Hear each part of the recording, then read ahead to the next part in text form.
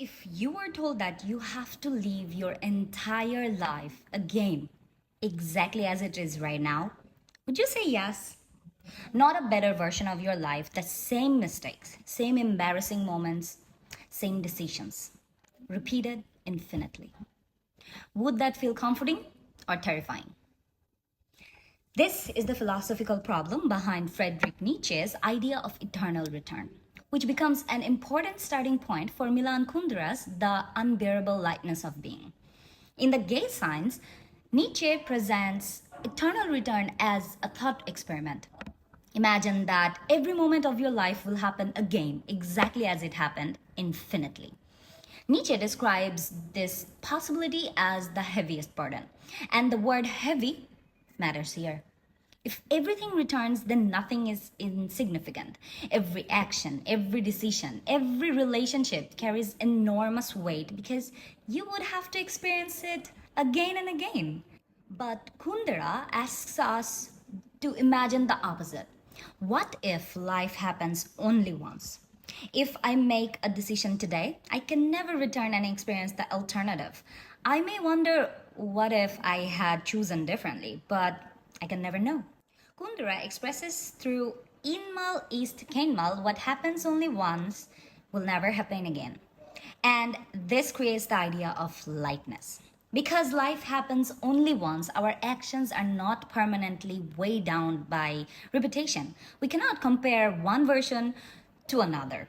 Think about a major decision like choosing a career, leaving a relationship, or moving to another country. We make these decisions without knowing what the other version of our life would have looked like. We cannot rehearse life, we perform it only once. And then it disappears into the past. But here is Kundera's paradox. The lightness itself can become unbearable. Because we live only once, how can we ever know whether we have chosen correctly? Kundera turns this philosophical problem into the lives of his characters, particularly Thomas and Teresa.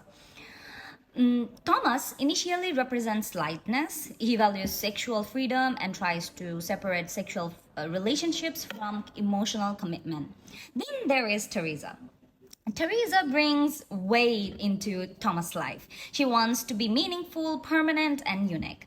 And despite his desire for freedom, Thomas repeatedly returns to her. The important point here is Thomas can never know whether choosing Teresa is a correct decision or not.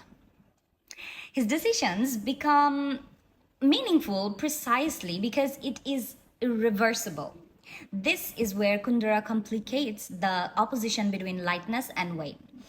Perhaps weight is painful, but perhaps weight is also makes what life meaningful. Love gives us weight. Responsibility limits our freedom. But love and responsibility can also make our choices better. This connection and this connects eventually to Kundera's reference to the ancient philosopher Parmenides, who associates opposites such as lightness and weight in a different value. Kundera refuses to give us an easy answer. He does not simply say that lightness is bad and weight is good. Instead, he makes both ambiguous. Lightness can mean freedom, but also meaninglessness. Weight can mean suffering, but also significance. And this brings me to my opening question. Would you want to live your exact life again? Perhaps we say no because we value the possibility of moving forward. We want our mistakes to stay in the past.